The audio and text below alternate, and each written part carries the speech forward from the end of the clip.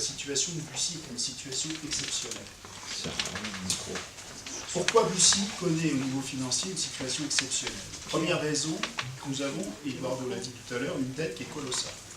Cette dette est de 45 millions d'euros, à laquelle s'ajoutent 10 à 20 millions d'euros de ce que l'on qualifie de différé d'amortissement. Ce sont des prêts que l'État a consentis à la commune, il y a très longtemps, au début de la ville nouvelle, qu'il lui faudra rembourser. Pour vous donner une idée, dans une ville de même dimension, également une ville nouvelle, la dette courante est de 25 millions d'euros. Premier problème, nous avons une dette colossale. Deuxième difficulté que connaît Bussy, nous sommes une opération d'intérêt national, c'est-à-dire une ville nouvelle à nous tout seuls. Toutes les villes nouvelles de France se sont construites sur plusieurs territoires autour d'un syndicat d'agglomération nouvelle. Bussy, les villes nouvelles seules. Deuxième handicap. Troisième problématique, justement liée à cette ville nouvelle, Bussy a dû payer de sa poche, nous, Luxembourgeois, les plus anciens en tout cas, ont dû payer 18 millions d'euros correspondant aux premiers investissements qui ont été réalisés sur la commune et qui auraient dû être payés par l'État. Notamment, c'est la réalisation de tous les premiers bassins de rétention qui ont été faits sur le territoire communal. L'État a une dette envers nous de 18 millions d'euros parce que nous avons payé pour son compte un certain nombre d'équipements publics. Dernier point, mais ça, nous le savons puisque nous payons les impôts à Bussy. Bussy connaît des taux d'imposition extrêmement élevés qui font que nous sommes malheureusement une des villes les plus imposées en Île-de-France et probablement une des villes les plus imposées en France. Vous l'avez compris, la première priorité de la nouvelle équipe municipale, ce sera évidemment de s'attacher au redressement financier et surtout de poursuivre les baisses d'impôts. Mais pas de poursuivre les baisses d'impôts n'importe comment. Qu'est-ce que l'on peut observer quand on regarde ce qui a été fait par l'équipe sortante? Les baisses d'impôts, elles se sont faites essentiellement au prix de sacrifices dans notre cadre de vie. Je vais vous donner quelques exemples concrets. En matière d'éducation, les investissements dans les groupes scolaires ont baissé de moitié.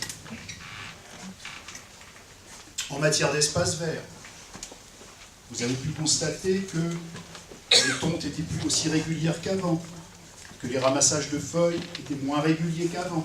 On est en pleine période de l'automne, et on voit que les rues sont sales. Au niveau de la culture, il y avait par le passé ce que l'on appelait une programmation culturelle. Il y avait toutes les semaines des animations. La programmation culturelle a été supprimée. Elle est remplacée par 2 grands spectacles par an. Vous avez eu Anne Roumanoff en janvier et vous venez d'avoir le concert à l'église il y a une semaine. Enfin, pire, peut-être, le budget d'entretien du patrimoine communal a baissé. C'est ce que nous estimons quand on voit les chiffres, de plus de 3 quarts. Ça veut dire que le patrimoine communal n'est plus entretenu. Les écoles ne sont plus entretenues correctement. Les voiries, je ne vous en parle pas. Vous allez vous balader en centre-ville ici, vous voyez les dalles qui sont complètement déstabilisées. Il y a un vrai problème au niveau de l'entretien des voiries. La baisse d'impôts, ça ne peut pas être que des baisses pures et simples de dépenses publiques. La baisse d'impôts n'est viable et durable dans le temps qu'à la seule et unique condition qu'on stabilise 2 choses, la dette d'une part, et qu'on trouve de nouvelles recettes pour pouvoir fonctionner. Pourquoi donc les baisses d'impôts qui ont été faites par l'équipe sortante sont des baisses d'impôts fragiles? Parce qu'elles reposent essentiellement sur des mesures cosmétiques. On revoit quelques contrats, on supprime telle et telle chose. Vous avez vu, je vous ai donné quelques exemples. Mais il y a des points plus importants encore. Sur la dette, il n'y a pas eu de renégociation des dettes. J'ai évoqué tout à l'heure ce que l'on appelle les différés d'amortissement.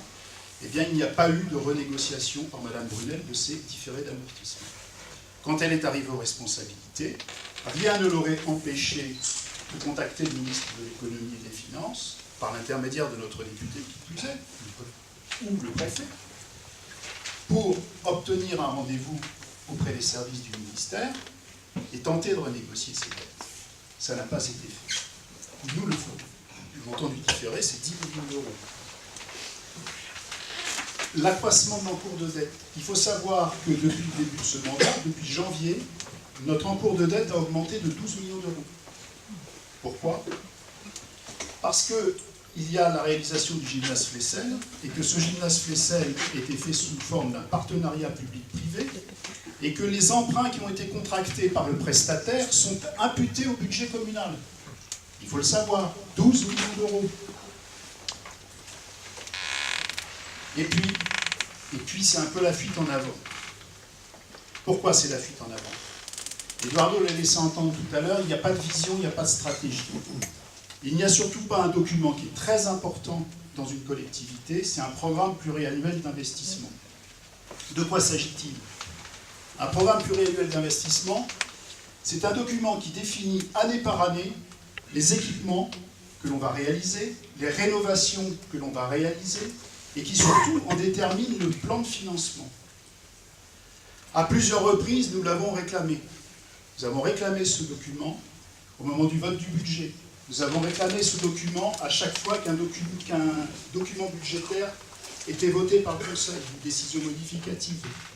On nous a toujours répondu, c'est à l'étude, ça viendra. Ça n'a jamais été fait. Comment pensez-vous que demain, l'équipe sortante va pouvoir intégrer la réalisation de tous les équipements qui sont prévus dans le Sycomore, liés à la porte de population, si elle n'a pas une vision sur la façon dont elle va les réaliser d'une part, et surtout sur la façon dont elle va les financer d'autre part. Ça, c'est un vrai problème. Autre problème. Madame Brunel est en guerre avec le président de l'agglomération. Pourquoi? Elle s'est présentée à la présidence, elle n'a pas été élue. Donc elle est en guerre. Nous devons à l'agglomération 1,2 million. Parce que quand nous avons intégré Marne-et-Gondoire, nous avions un excédent sur le budget d'assainissement et nous devions rendre cet argent à Marne-et-Gondoire. Madame Brunel ne l'a pas fait, il faudra qu'on le paye. Somme supplémentaire qui rend la situation financière instable. Je l'ai dit, nous sommes en guerre avec l'agglomération. Ça veut dire quoi concrètement? Ça veut dire que tous les projets que Bussy pourrait proposer au financement de l'agglomération ne le seront pas. Ainsi, d'ores et déjà, le président de l'agglomération a dit la piste d'athlétisme qu'il faudra réaliser à côté du gymnase Flessel, il ne faut pas y compter. Il n'y en aura pas.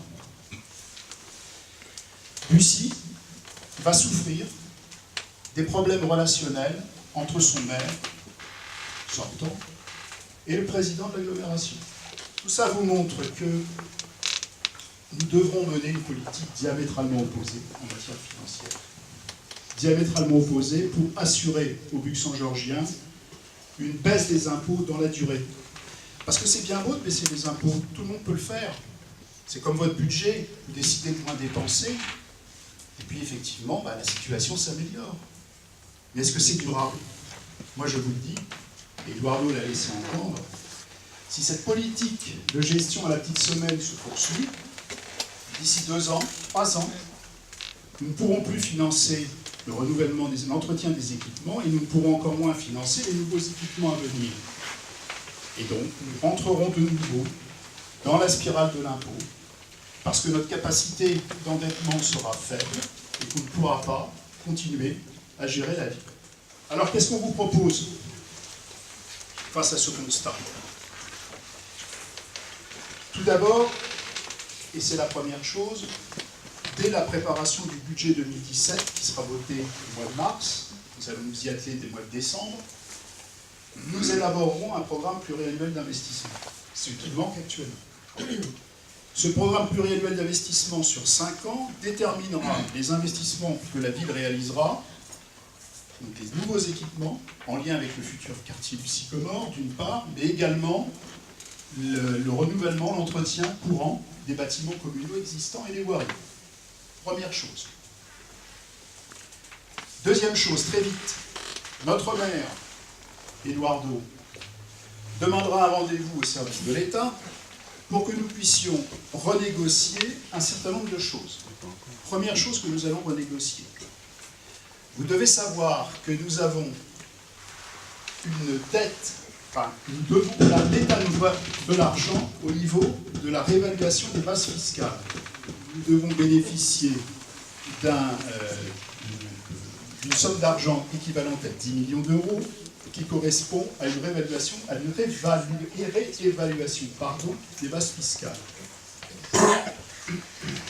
3 millions d'euros ont été versés déjà à la commune. Il en reste 7. Madame Brunel ne les a pas réclamés. Nous les réclamons. Nous allons également négocier avec l'État l'annulation pure et simple des différés d'amortissement. Nous avons de bons arguments pour le faire. Je vous ai expliqué que la ville avait financé les équipements publics pour le compte de l'État. Voilà un argument que nous pourrons évoquer lorsque nous rencontrerons les services de Bercy. Deuxième chose, nous allons développer fortement l'implantation d'activités économiques dans les orientations qui ont été définies précédemment par Eduardo. Ces implantations vont nous rapporter de la taxe foncière. Vous savez que les entreprises payent la cotisation, l'ancienne taxe professionnelle, la CET, qui est versée à l'agglomération, et la ville continuera de percevoir la taxe foncière. Donc, c'est important pour nous d'implanter des sociétés, des activités économiques ou commerciales sur le territoire de la commune. Nous allons également réclamer, malgré tout, à l'État, sous la forme d'un échéancier, la possibilité que nous soient rétrocédés ces fameux 18 millions que les Luxembourgiens, les plus anciens, ont versés pour payer des équipements liés à la ville nouvelle que nous n'aurions jamais dû payer. 18 millions.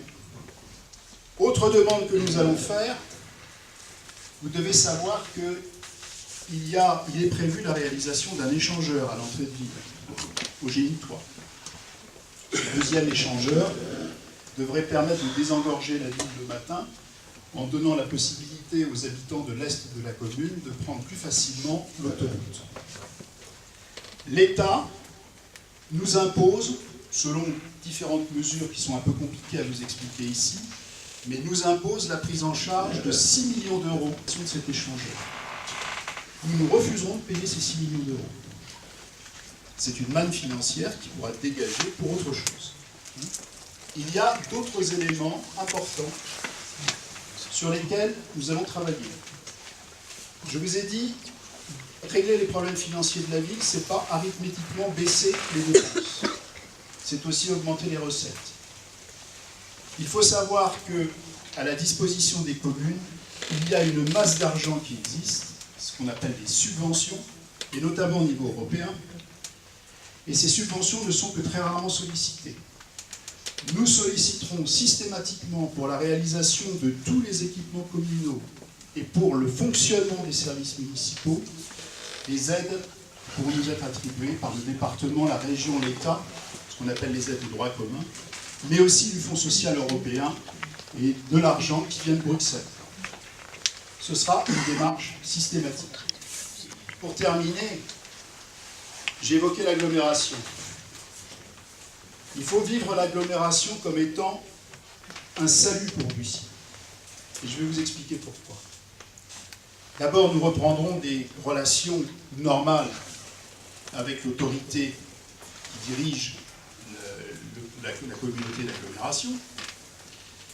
Et notre objectif sera double.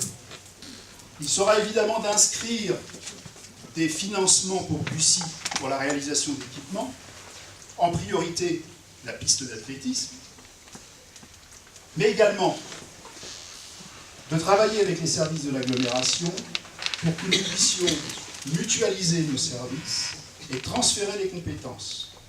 Qu'est-ce que ça veut dire? La ville gère un certain nombre de services municipaux et le sens de l'histoire, c'est que progressivement, on mette tout cela ensemble avec les autres communes voisines.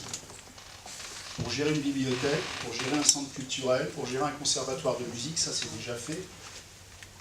On peut maintenant, et il est souhaitable, de travailler ensemble avec les communes voisines. C'est ce qu'on appelle un transfert de compétences ou une mutualisation, selon la nature du service qui est confié et géré en commun.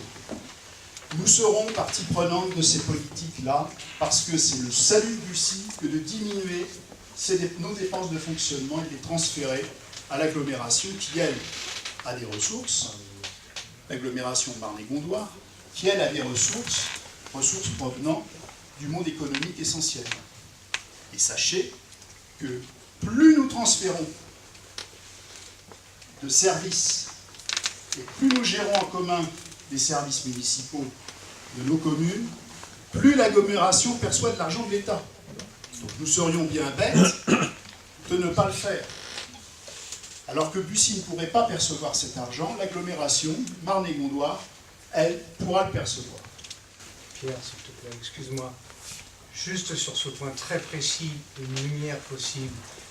Est-ce qu'il est exact que le fait de la non-participation régulière de Madame le maire aux réunions de l'agglomération de Gondoire fait qu'il y a des sommes qui sont décidées, dépensées, jamais vers Bussy, alors qu'il y a une quote-part que nous devons à l'agglomération, que Bussy verse. Donc pour l'instant, on le verse, on ne participe pas et on ne reçoit jamais en ce moment. Est-ce que c'est vrai? Alors, deux choses. Par raison. Première des choses, sachez que Madame Brunel ne siège pas à l'agglomération, elle donne son pouvoir au maire d'une commune de 3000 habitants, voilà, qui donc représente les 25 000 Buxan-Georgiens. Deuxième chose, il a été clairement dit, les propos que j'ai rapportés sont les propos qui sont tenus par l'autorité, le président de l'agglomération, c'est qu'effectivement, il ne saurait y avoir d'aide pour la ville de Bussy à partir du moment où le maire et l'équipe municipale est en parfaite opposition avec la politique qui est conduite à Marne-et-Gondoire. Donc elle ne participe pas. Oui, c'est ça. C'est-à-dire, en gros, si tu veux, André, c'est que c'est le strict minimum qui est fait par Jean-Paul Michel, le président de Marne-et-Gondoire. Oui.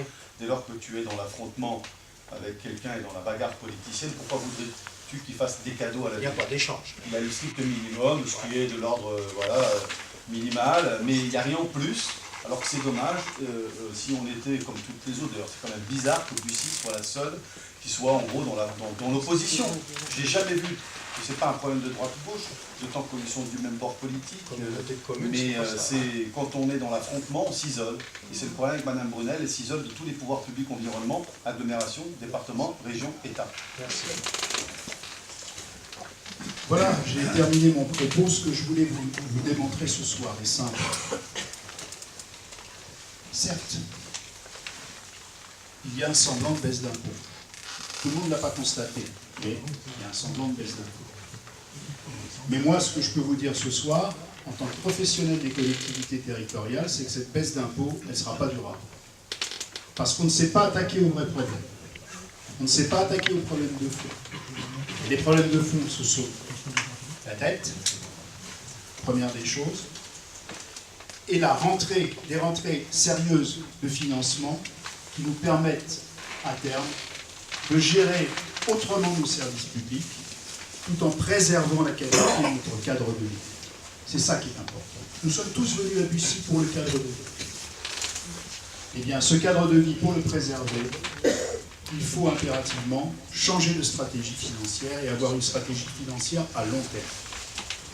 Le choix, le 4 décembre, il est simple. Soit Mme Brunel est réélue, et elle a elle-même laissé entendre lors d'un conseil municipal, je crois que c'était celui du budget, à partir de 2018-2019, les ennuis vont commencer. Soit nous sommes élus, et nous allons mettre en œuvre une politique différente qui inscrira de manière durable la baisse d'impôts pour tous les Buxan-Georgiens. Merci de votre attention.